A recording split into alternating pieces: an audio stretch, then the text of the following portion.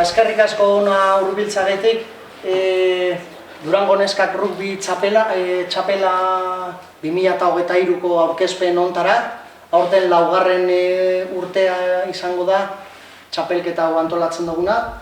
Lehenengoa 2017an izan zen. Bigarrena 2019an, hasiera baten bi urtetik behin antolatzeko asmoa geneukalako. Gero pandemia heldu zen eta hirugarren urtea pasan urtean izen zen, 2022an. Eta ordutik aurrera, ikusita nolako harrera izan duen txapelketak, urtero antolatzea erabaki dugu.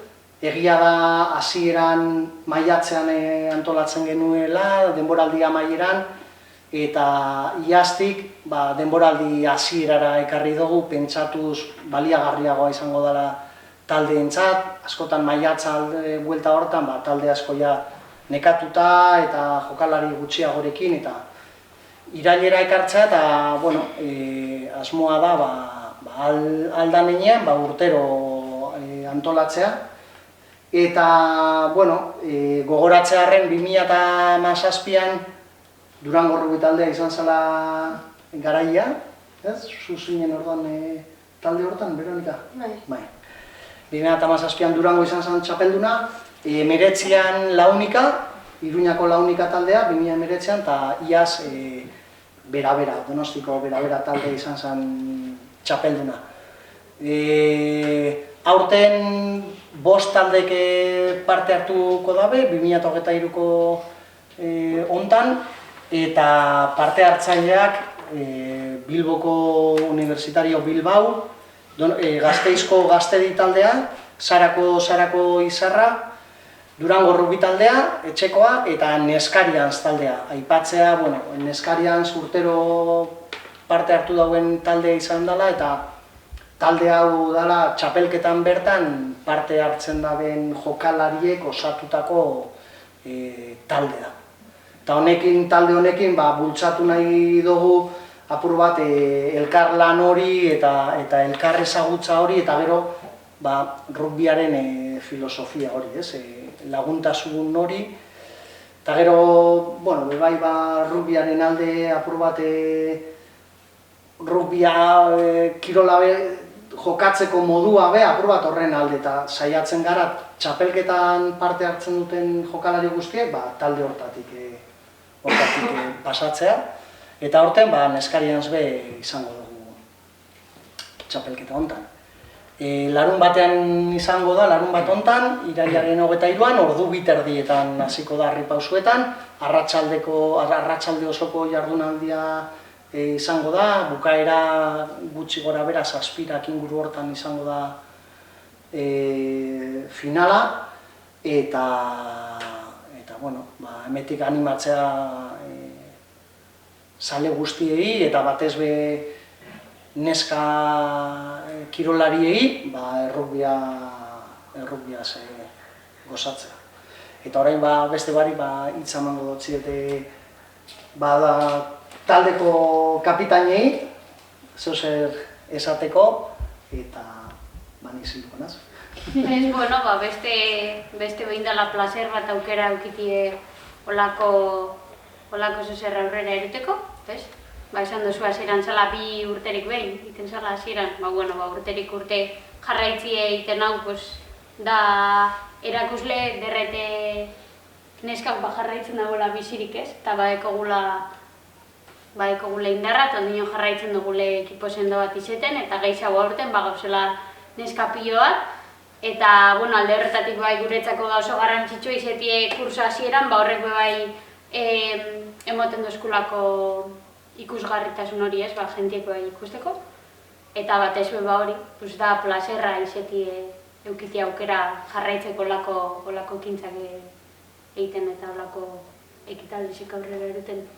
Luzatu barik, 2 komentario bat. Amaitu genuela pasan urteko denboraldian notizio batekin, izan ginen txapeldun orde, ospakizunekin, eta denboraldiari horrelako bukaera bat ematea,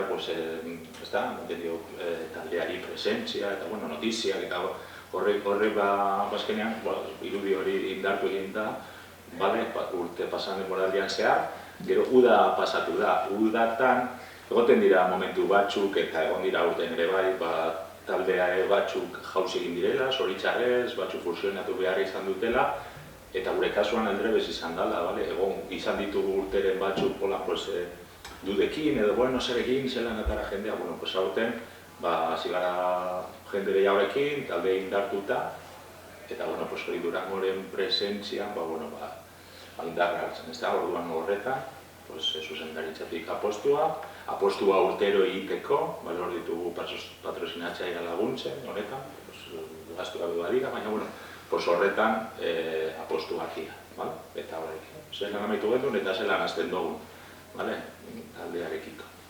La Salve Garagardoa dela txapelketako txapel honen babesle nagusia, baina nola ez be Durangoko udala, bera be, diru laguntza emanez, eta Mikel Ortegari emongotzatitza, bera Durangoko udaleko zinegotzia da, eta zuek zarie protagonistak, baina bakarrik eskerrak emotea, udalaren babes osoa daukazuela, eta jendeari animau zapatuen arripura joeteko. Nik handot esan klubaren ikuspegitik, baina gero Nik uste dut jarraitu behar dagoela konstante izaten, eta tendentza berdinen jarraitzea taldea nagusiago egitea, eta pasaren urtien baino hobetago jarraitzea, nik uste dut hori, ezta? Nik uste dut talde hornikeko ezaugarri bat da urterik urte dela oso barria, eta garela talde bat oso gaztie. Ez aurreko urtien lehenengo zetorrezan jende asko igual aldein behar izan dugu, baina ez talako ondo egon baizik eta gehielako kanpora ikesten, eta nahiz eta olako gauzak pasau, etortzen da persona berri bat, eta azkenen egiten da taldera, eta jun behar da ikasten kanpora, urtero nik uste lortzen dugula talde sendo bat eukitie, eta hori ez dela gutxi, eta hori dela erakusle bai, guk geuk talde moduen eta hemen talde honetan urte luzetan egondan jentiek, badekola gaitasun hori taldie iteko familia edo etxe bihurtzeko danen dako, orden, dela urtero erronka bat, ez da beti izango gara txapeldunak, erronka da, azkenin mantentzi, mantentzi ekipo sendo bat, eta ekipo sendo bat lortzen duzun momentutik aldozu lortu edo zer, gure duzuna. Orden hori, mantendu eta indartu. Eta heldu, irabazi alba dugu, irabazi, beti dago ondo, baina, mantentzi ez.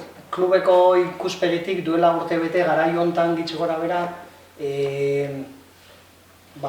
okerrez banau, 15, 16, 17 jokalari geunden talde hontan eta zalantza handiekin izena emoteko edo ez. Aurreko urtean lortu zutelako maila zigotzea, bigarren mailatik lehenengo mailara. Eta zalantza handiekin,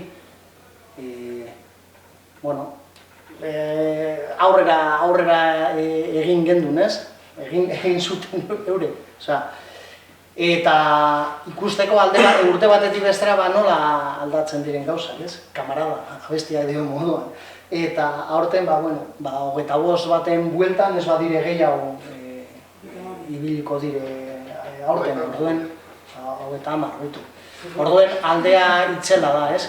Eta hori eurei eskerra da, azkenean lehen aipatzen egon gara, ez? Behar bada, aurreko pasadan demoraldiko emaitzak seguramente eragina izan da, baina nik uste dut gehiago dela euren artean sortzen den giroa eta batak besteari animatuz, udan zehar eta tal. Hemen asko dauzelako, batzuk barriak dira inoiz jokatu ez daudenak, baina beste batzuk egon dira aurretik edo eskolan, edo gaztetako taldean, urte batzuk utzita, barriro bueltatu dira rugbira, ez? Hori esanguratsua da, baina merito handiena eurek dekoen. Neskak euren artean, bata bestea animatzen eta emaitzak, noski, baina uste dut horrek egin dagoela. Orain alde hori izatea pasan urtean zalantza eta 15-17 izatea, orain 30 izatea. Egie dabe bai, senior nesketan, nesken rugbian, 16 urtetik ja talde honetan dauzela, 16 urteteko esenean ja talde honetan dauzela. Osea, ez da mutiletan adibidez 18 arte ezin direna nagusiekin egon, hemen gaztetxo hauek dire, orduan. Gertatu ez da batzuk 20 urte gaz etorriko dira, beste batzuk oraindik 6 edo 7 urteko beste kirol batetik datoz.